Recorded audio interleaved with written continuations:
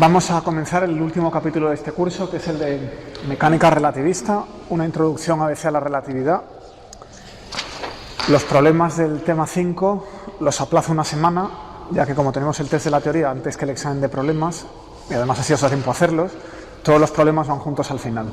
Esto sí los he salido rígido. Bueno, entonces, se puede ir uno hacia atrás infinitamente. Yo creo que voy a empezar en el siglo XIX. Alguna cosa me iré hacia atrás al siglo XVII y al siglo XVIII. Bueno, básicamente la pregunta de la física del siglo XIX era que si las perturbaciones electromagnéticas, en concreto la luz, se desplazan como ondas, y de esto ya no cabía ninguna duda después de los trabajos de Huygens y de Young, etc., pues ¿cuál es el medio que soporta esas ondas? Ya que todas las demás ondas con las que se tenía experiencia se movían en fluidos o en sólidos. El sonido, las ondas mecánicas. Bueno, pues a este medio lo llamaron éter luminífero. Y si leen literatura antigua verán cantidad de referencias al éter. Éter porque es algo etéreo, invisible, ligero, que no percibimos, pero que da soporte supuestamente al desplazamiento de la luz. Bien. Entonces, según un razonamiento clásico, la velocidad de la luz c, ¿a qué se refiere? Pues se refiere al movimiento del pulso de la luz respecto a ese medio. Bueno, entonces el programa experimental del siglo XIX, de 1850 a 1900,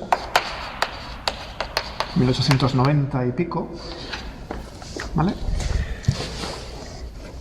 era determinar la velocidad de ese medio respecto a nosotros.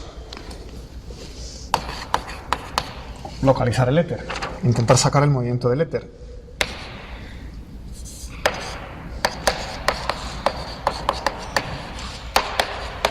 ¿Qué era el éter? Su naturaleza y concretamente su velocidad.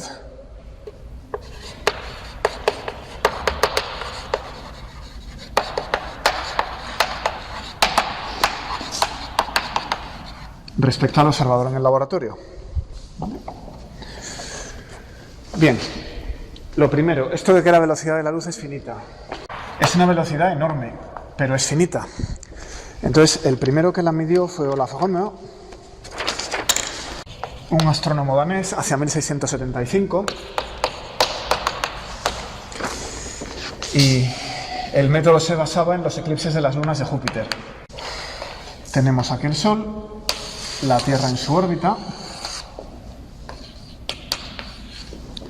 Mucho más allá está Júpiter. Alrededor de Júpiter tenemos sus lunas, por ejemplo Io tiene un periodo de un día, 18 horas y media, ¿vale? Entonces Io está orbitando Júpiter. Bueno, pues desde la Tierra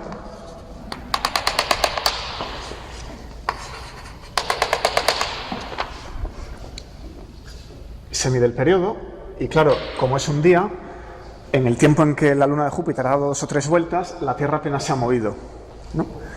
Entonces, uno mide el periodo muy bien y ahora espera varios meses y vuelve a medirlo. Y claro, la Tierra ahora sí que se ha movido a otro sitio si espero varios meses, ¿vale? Entonces la luna de Júpiter vuelve a salir por aquí y cada vez que aparece del eclipse, mido la hora, ¿vale? Y resulta que se atrasa el eclipse. ¿Por qué? Pues porque cuando vuelvo a ver la luna, la luz tiene que recorrer una distancia mucho más grande que la que recorría aquí. ¿De acuerdo? Entonces Rømer se dio cuenta que los retrasos que medía en la ocurrencia de los eclipses de las lunas de Júpiter tenía que ver con la distancia de Júpiter a la Tierra, y de ahí dedujo la velocidad de la luz, ¿vale?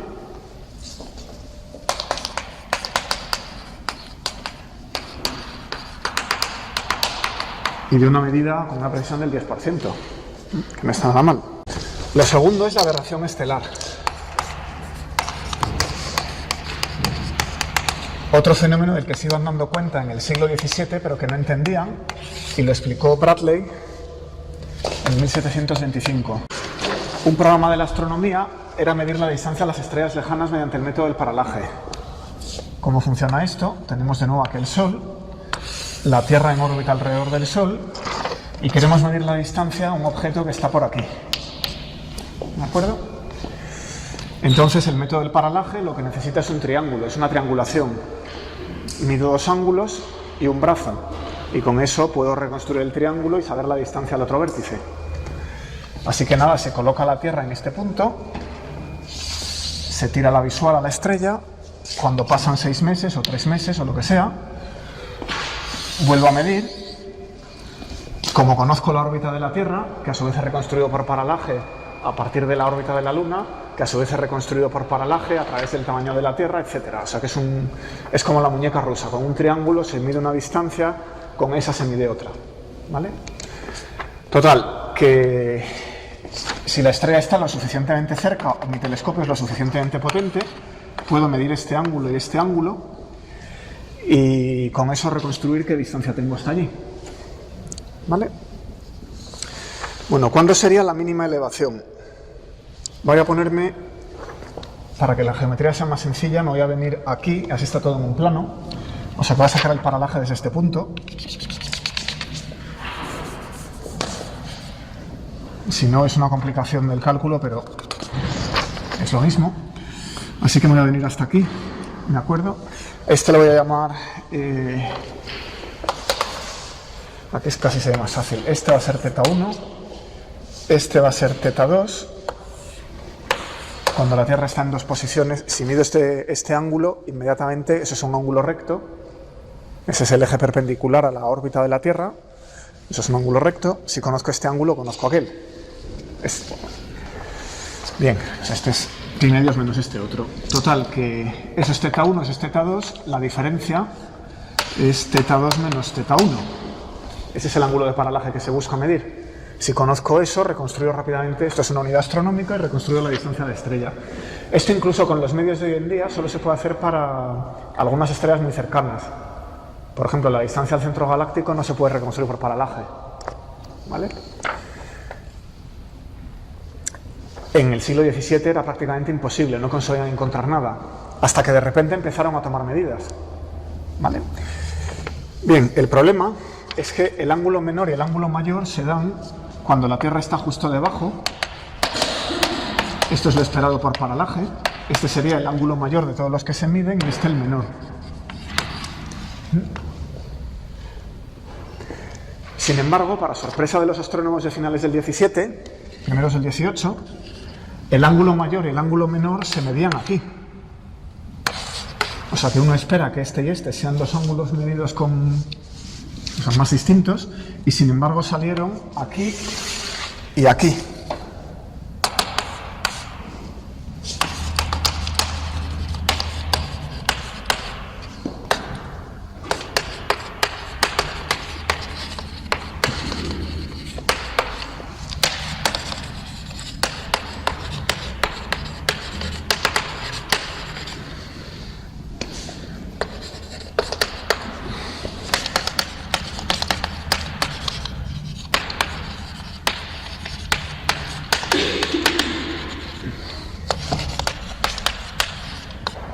Uno esperaría que los puntos más cercanos y más alejados de la estrella fueran los que nos dieran los ángulos más distintos.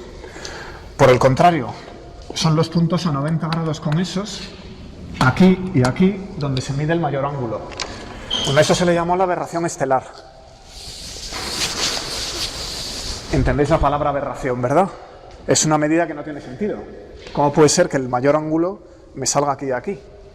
Eso geométricamente no puede ser. Bueno, lo que se ve en el telescopio es que la estrella describe un pequeño circulito en el cielo, debido a este efecto.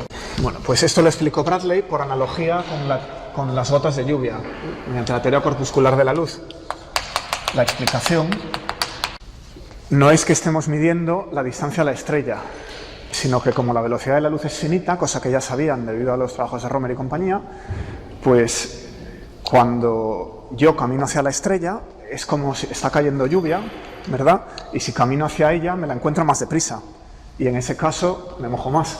Entonces, claro, si camino en dirección contraria, la velocidad con la que me entra la lluvia lleva el ángulo contrario. Si la lluvia cae verticalmente y voy hacia allí, la lluvia entra con este ángulo.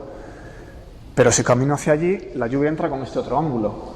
Este y este son distintos y son extremos, ¿no? Si la lluvia, por ejemplo, cayera con este ángulo, pues encontraría la mayor diferencia caminando en la misma dirección o caminando en dirección opuesta. Pero claro, cuando estoy aquí debajo, imaginemos que la luz de la estrella es como el agua de lluvia. Está entrando el agua de lluvia aquí, pero cuando estoy justo debajo me estoy moviendo perpendicularmente a ella. Ahí no encuentro el máximo de la inclinación del rayo.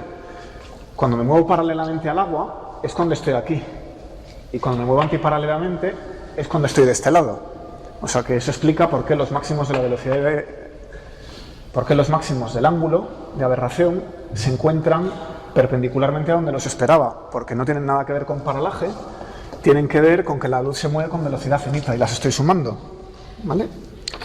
Entonces, la aberración muestra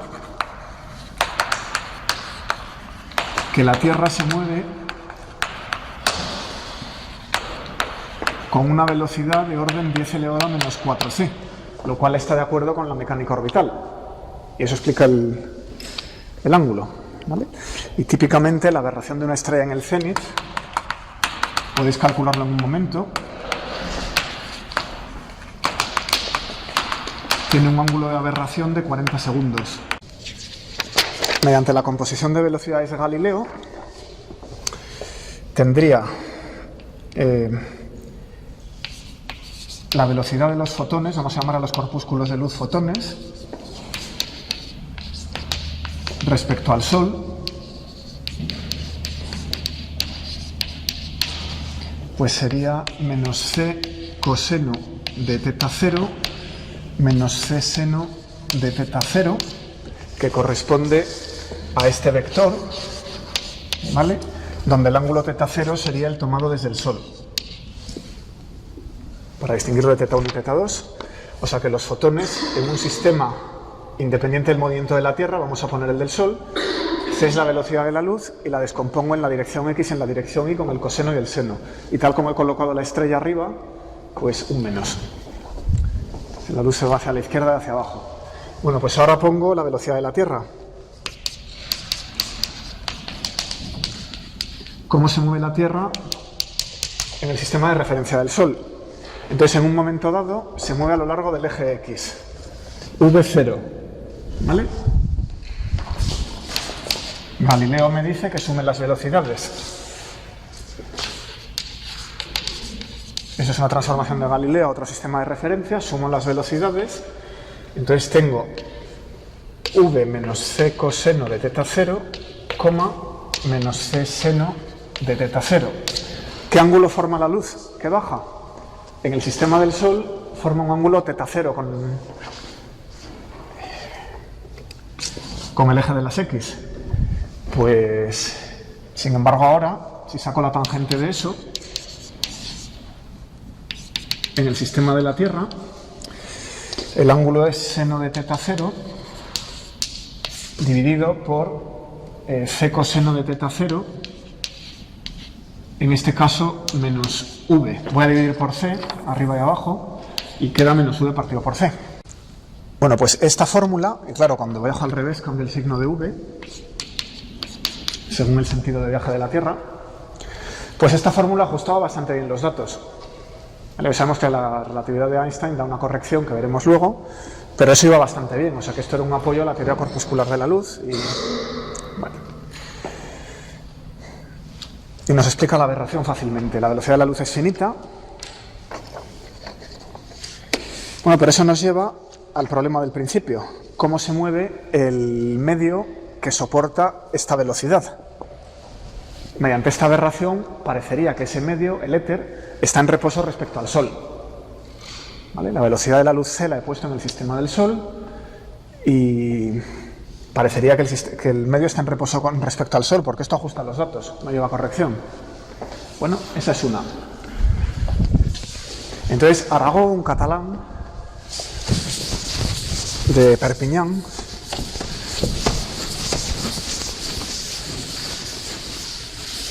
decidió preguntarse qué pasa con el cristal del telescopio, que mete una refracción. Entonces, para estudiar esto sistemáticamente, lo que hacía era poner un prisma delante del telescopio. Arago tuvo mala suerte porque le cogieron las guerras napoleónicas, así que estuvo muy ocupado. Es uno de los que se ocupó de medir el meridiano de la Tierra para definir el metro. Bueno. La respuesta es que no encontró ninguna desviación del ángulo de aberración. Da igual que pusiera ahí un prisma, la aberración era la misma, ¿no? Entonces, hubo un programa experimental para ver cómo se movía la luz, cómo se cambiaba el ángulo de aberración, si uno llevaba un telescopio de agua, por ejemplo.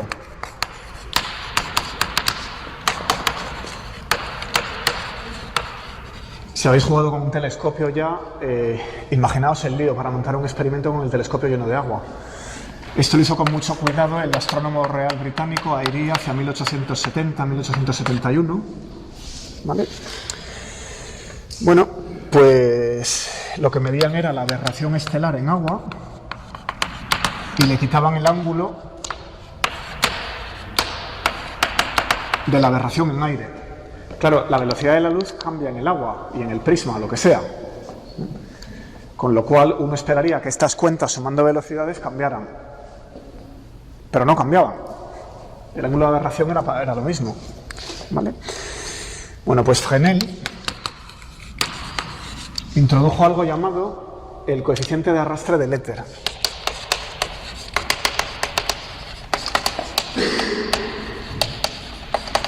Esto del éter era como la materia oscura hace 200 años. No se entendía muy bien qué rayos estaba pasando, ¿no? Entonces, el coeficiente de arrastre del éter es un concepto, bueno, sale algo así si echáis las cuentas, por cierto, no las voy a hacer, pero si queréis leer la historia, este librillo de French de relatividad especial, que es más o menos a lo que se puede aspirar en un cursillo de pocas horas, pues está muy bien. Bien, podéis estudiarlo por aquí.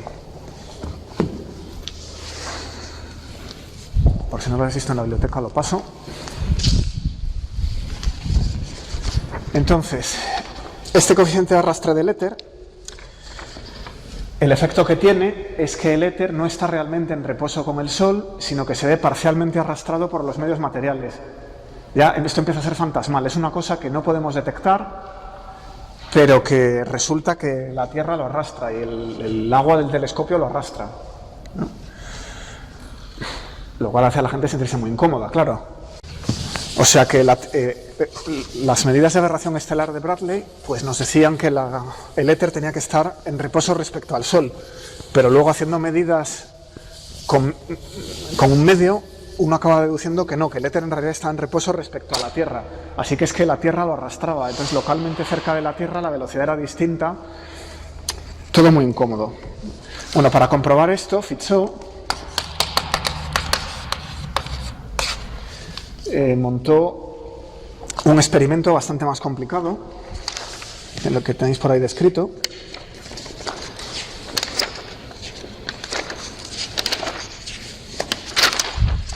Interferométrico. Uno tiene un haz de luz que pasa por dos tanques y los tanques lo que tienen son aberturas por las que se hace circular agua. Y en este al revés. Así que tenemos dos tanques por los que circula agua. A continuación colocamos un haz de luz, vamos a poner por aquí unos espejos, aquí una fuente de luz. Bueno, entonces un haz de luz se refleja aquí y va por el tanque moviéndose en sentido contrario al agua.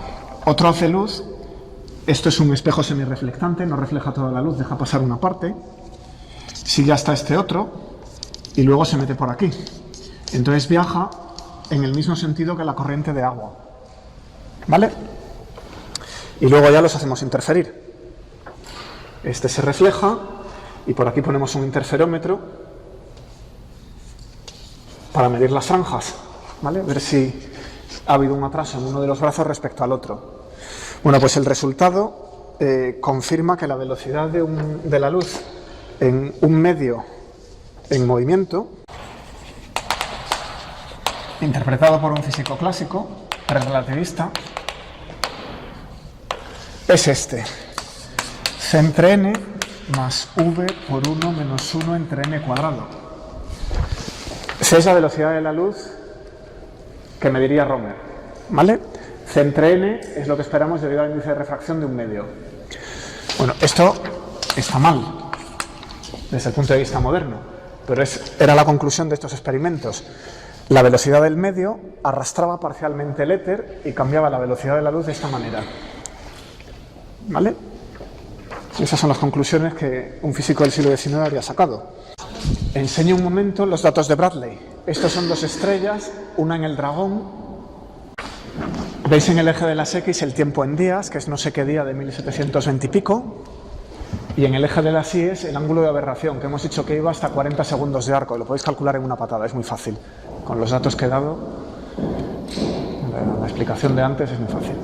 Sumáis las velocidades, sacáis la tangente y sube desde 0 hasta 40 segundos de arco, ¿vale? Y esta es otra estrella en la Osa Mayor y lo mismo, a lo largo de un año hay una variación de unos 40 segundos de arco en la aberración estelar. Bueno, ese es un esquema de una modificación más moderna del experimento de Fizeau con un cristal de cuarzo en rotación. Si os fijáis aquí, tenéis un cristal que se mueve a gran velocidad, se coloca en medio del interferómetro y claro, como eso está girando, en una pasada la luz ve el cristal rotando en una dirección, en otra pasada ve el cristal moviéndose en una dirección, en otra pasada lo ve en otra dirección. Se hace un experimento de interferometría y se comprueba la fórmula de Fresnel, del arrastre de la luz, o está todo mal, que es la solución correcta.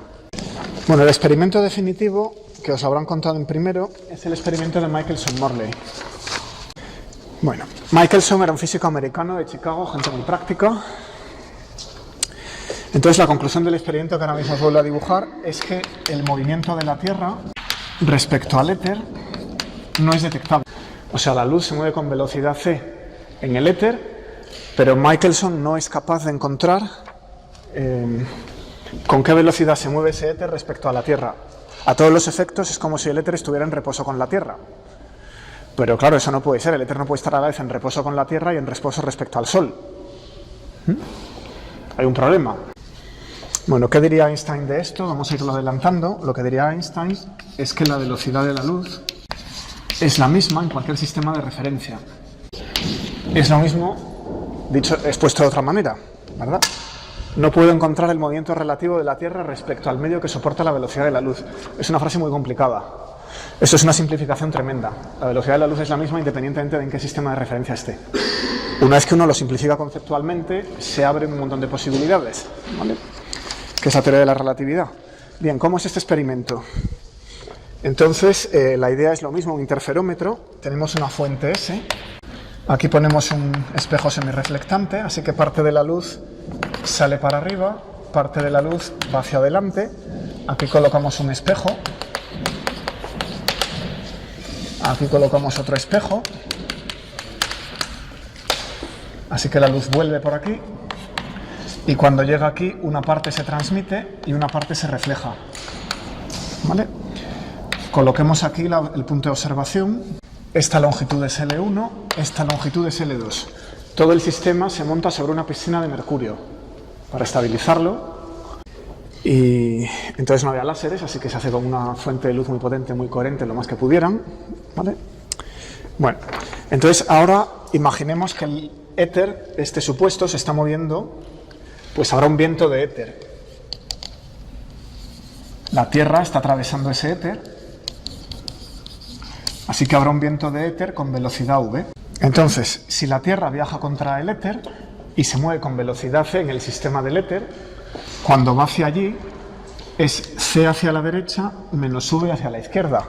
Así que viaja con velocidad c menos v hacia la derecha. Y en el viaje de vuelta, cuando llega al otro espejo y se refleja, c más v. ¿Vale? Entonces, ¿qué tiempo tarda la luz en recorrer el brazo L1. A la ida va con C menos V, a la vuelta va con C más V, pues el tiempo, vamos a llamarlo T1, es L1 entre C menos V y L1 entre C más V. Lo sumo y esto es 2L1 partido por C dividido por 1 menos V cuadrado entre C cuadrado. C más V, eso es. Entonces, ahora vamos a calcular el tiempo que tarda la luz en recorrer el brazo perpendicular del interferómetro contra un viento de éter V que viene por aquí. El tiempo para recorrer el brazo L2. Mismo razonamiento, será L2 entre algo más L2 entre algo. Y lo que necesito es la velocidad de la luz cuando viaja perpendicularmente a V.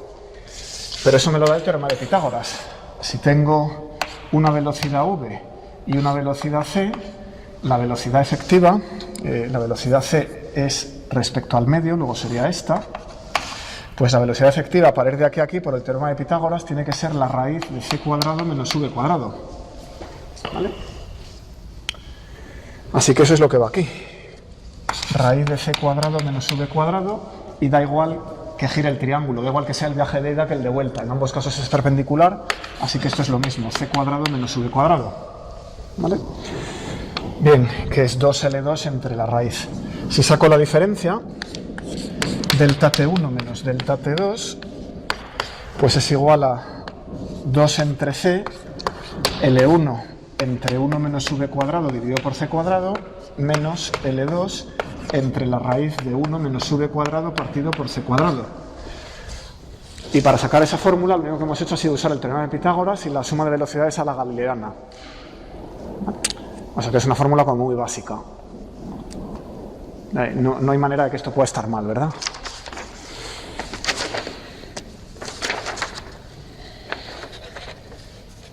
Bueno, pues el resultado del experimento es nulo. Uno espera teóricamente esto y lo que encuentra experimentalmente es 0. Si L1 es igual a L2, claro. Si coloco dos brazos de igual longitud, encuentro un 0 como una catedral. ¿Vale? Ese experimento se ha repetido muchas veces. Bueno, ahora no interesa mucho, pero en la época esto fue un shock, así que se estuvo repitiendo y repitiendo y repitiendo. Voy a enseñar la tabla de datos. Lo que esperaba Michelson era un corrimiento de un 4% de una franja. ¿Vale? Una de las franjas de interferencia se mueve un 4%, se desplaza un poquito. Las franjas de interferencia hacen así en un dibujo de difracción, ¿verdad? Una interferometría. Entonces se esperaba que las franjas se corrieran un poquito. Entonces, esto es un experimento de lucha contra el ruido. Él tiene que demostrar que ese 0 en realidad siempre es algo menor que una cota, y esa cota está dada por el error experimental. Entonces tiene que demostrar que el error experimental era menor que 0,04 franjas. Fijaos lo que es una franja en un interferómetro, es un 4%, y tengo que ser capaz de decir que no se ha movido. O sea que el problema es un control de errores sistemático tremendo. Bueno, pues el experimento de Michelson de 1881, que es este de aquí, demostró que tenía un error de 0,02. ¿Vale? Bueno, eso todavía no es demasiado convincente. Entonces, el de Michelson y Morley, unos años después, ya redujo el error a la mitad. Y además habían conseguido que el corrimiento fuera de 0,4 franjas, no de un 4%, sino de un 40% de una franja. Con lo cual, la razón, el cociente, entre el observado y la diferencia entre lo observado y lo que se esperaba, no, esto es una razón. Entonces es el cociente entre lo que se debía haber observado que no se observó y el error. Es 40 veces. Entonces ya estadísticamente es imposible que sea un error estadístico. Si puedes arguir que tu experimento no tiene errores sistemáticos, has ganado. ¿Vale? Tienes que demostrar eso. Luego se escriben artículos de 40 páginas explicando todos los detalles del aparato y cómo se ha ido reduciendo cada error sistemático. ¿Vale? Bueno, pues esto se siguió repitiendo. Morley y Miller, aquí lo veis, ¿vale? 80, un cociente 80, no sé cuánto, hasta 375. 1902, 1923, 1924, 1925, hasta 1930. Sí, o sea que ese experimento no es que no se haya repetido, ese experimento es así, ¿vale? No se puede detectar ese movimiento relativo de la Tierra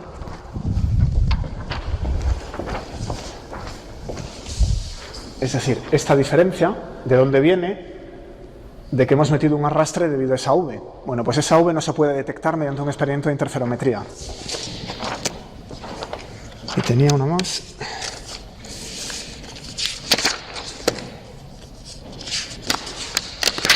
Que es esta. El experimento de Barman consiste en poner la fuente en movimiento. Vamos a olvidarnos de la Tierra, de los 30 km por segundo. Lo quiero ver en mi laboratorio. Me olvido de la astronomía.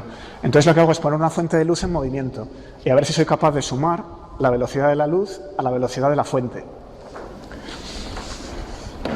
Entonces el experimento tiene esta pinta, se pone aquí un objeto en rápida rotación, porque claro, trasladar algo muy deprisa solo lo puedo hacer durante un intervalo de tiempo muy corto. Si quiero que se mueva muy deprisa durante mucho tiempo, lo que hago es ponerlo en rotación y hacer que la luz pase varias veces. Si todo está bien sincronizado, siempre del medio moviéndose en la misma dirección, ¿vale? Bueno, pues esas son las franjas de Barman y Babcock. Y como veis, está perfectamente centrado. Esa franja no se ha desplazado nada, con lo cual no hay interferencia debido a la velocidad de la fuente. O sea que no soy capaz de acelerar la luz, básicamente. Eso es lo que quieren decir estos experimentos. El esfuerzo experimental análogo actual es la detección de la materia oscura. Todavía no está claro que vaya a ser posible detectar partículas de materia oscura o no. A finales del siglo XIX, principios del siglo XX, estaba claro que no será capaz de detectar el movimiento del medio que transporta la luz. Bueno. Entonces, si echamos una cuenta, vamos a sacar ese 004. La longitud de onda de la luz era 6 por 10 elevado a menos 7 metros. L1 igual a L2 igual a 1,8 metros. Y el corrimiento de franjas esperado en el interferómetro de Michelson, pues era, vamos a expandir esto, como V entre C es pequeño, V es de orden 10 elevado a menos 4, hemos dicho, es la velocidad de la Tierra en su órbita, pues podemos expandir esto en serie, en potencias de V partido por C, y quedarnos con 2V entre C cuadrado dividido lambda partido por L. Ese es el 0,04 franjas. ¿Vale? Y claro, en la época no se creía que se fuera capaz de medir algo de orden V partido por C al cuadrado. Eso es pequeño. Maxwell, por ejemplo, creía que esto era imposible. Y el mérito de Michelson es conseguirlo.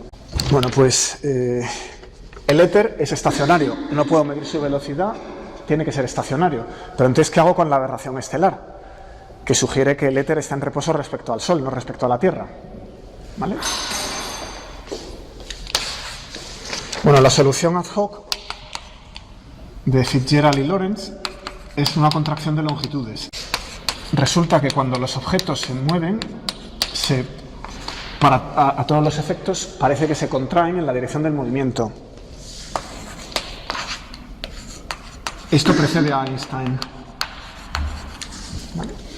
Si uno coge los brazos del interferómetro y los contrae según la dirección del movimiento, esta cuenta ya da el cero que uno necesita.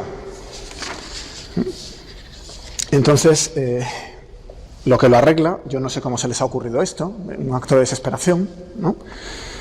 Pues es que la contracción es un factor raíz de 1 menos V cuadrado entre C cuadrado en la dirección del movimiento. Entonces L1 pasa a ser L1 por la raíz de 1 menos V cuadrado entre C cuadrado. 1 menos algo es más pequeño que 1, su raíz sigue siendo más pequeña que 1. Luego este factor es más pequeño que L1. Es una contracción, no es una dilatación. ¿Vale?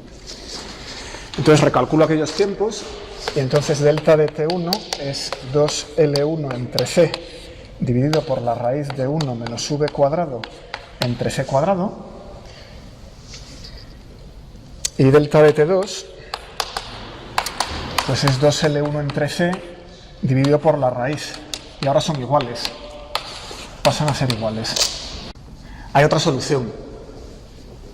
Convenía comentar que hay otra solución a todo este vericueto, que es decir que la velocidad de la luz es infinita. Si la velocidad de la luz es infinita, todas estas Cs desaparecen y sale lo que uno espera. Todos estos factores desaparecen, se convierten en unos. Pero claro, eso ya no era aceptable. Ya se había medido de varias maneras, hace 200 años que se había medido la velocidad de la luz, y decir que era infinita ya no era aceptable. O sea que esa solución se había que descartarla. Pues esa era la situación en 1905. Ahora os voy a dar un argumento teórico, que es la ecuación de ondas. En una dimensión, la segunda derivada de la función de onda respecto a x es igual a 1 entre la velocidad de la onda por la segunda derivada respecto a t dos veces. Eso es una ecuación de ondas estándar que se deriva en primero para el sonido, para cualquier onda, una onda en una cadena o lo que sea. Y donde pone c, ponéis la velocidad de la onda correspondiente, ¿no? Bueno, en el sistema de referencia S, la onda tiene una solución phi de xt. Pero si me voy al sistema S' que se mueve con velocidad v respecto a S, entonces tendré una solución de la ecuación de ondas phi' de x' y t'. ¿Vale? Claro, x' y t' vendrán dados por una transformación de Galileo. T' será t, y z' no juegan en este problema porque me he puesto en una dimensión, y x' será x menos vt. ¿Vale? Que es la transformación de Galileo más sencilla, solo hay una velocidad, ni roto el sistema de coordenadas, ni lo traslado. Pues vamos a sustituir esa transformación en la ecuación de onda.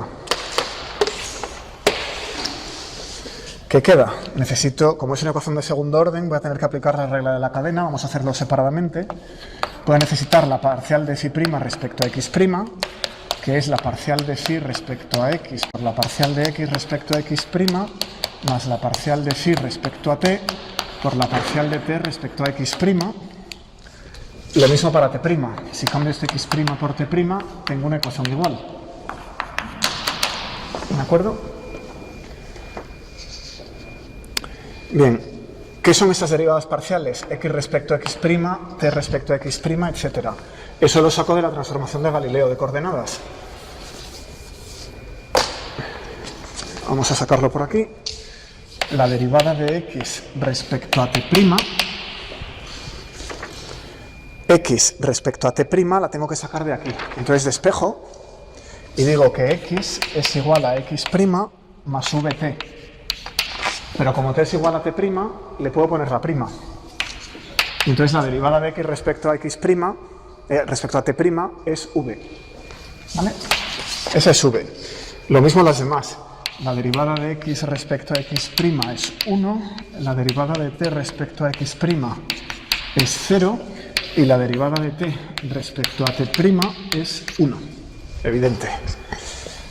Entonces, todo eso lo sustituyo aquí y encuentro que la parcial de phi respecto a x' es la parcial de phi respecto a x y que la parcial de phi respecto a t' es v parcial de phi respecto a x más parcial de phi respecto a t. Es una cuenta muy sencilla. Ya tengo las derivadas, entonces ahora las sustituyo en la ecuación de onda y a ver qué sale. En el sistema prima lo que querría ver es algo así. Eso sería la ecuación de onda en el sistema prima. Sustituyo y a ver si me sale la misma ecuación que en el sistema S. Bueno, lo que encuentro, lo hacéis en una patada, es que la derivada segunda de phi respecto a x dos veces, menos 1 entre c cuadrado, y hasta aquí voy bien, de la derivada segunda de t dos veces de phi, perfecto, y ahora viene lo malo, hay dos términos que no se cancelan. Hay un término v cuadrado, derivada segunda de phi respecto a x dos veces, más 2v, derivada segunda de phi respecto a x y a t, igual a 0. Y esa ecuación es distinta de esta ecuación. O sea que las transformaciones de Galileo me dicen que si esta ecuación de onda se satisface en un sistema de referencia, en el otro sistema de referencia no puedo satisfacer la misma ecuación de onda con la misma velocidad. Tengo que ajustar las cosas para cambiar la velocidad. Si no, no funciona. O sea que esa frase anterior de no puedo detectar el movimiento del éter, o la velocidad de la luz es la misma en todos los sistemas de referencia, no es compatible con las transformaciones de Galileo. Así que la ecuación de ondas no es invariante Galileo. Pero Maxwell ya había pasado. Toda la teoría de Maxwell ya se tenía delante, se sabía que la luz se propagaba como una onda. Pues todo este nudo lo desata Einstein con los principios de relatividad especial. El segundo es el que ya estamos discutiendo. C es siempre la misma en cualquier sistema de referencia. En vacío, si estamos en un medio material hay que ponerle el coeficiente de refracción, pero no hay que ponerle un coeficiente de arrastre debido a la velocidad del medio. Hablando de las velocidades del medio no hay tal cosa. El primero, más fuerte aún, pues dice que todas las leyes de la física, incluyendo la ecuación de ondas de propagación de la luz, ¿vale?, pues son iguales en cualquier sistema de referencia. Inercial, debería decir inercial. Lo que era una clase de sistemas inerciales ya lo habíamos definido. Aquí lo mismo, los sistemas de referencia inerciales. Era una clase de sistemas de referencia que se mueven con velocidad constante unos respecto a otros y donde rige la primera ley de Newton. Bueno, en particular las leyes de la electrodinámica y la ecuación de ondas. Paramos 5 minutos.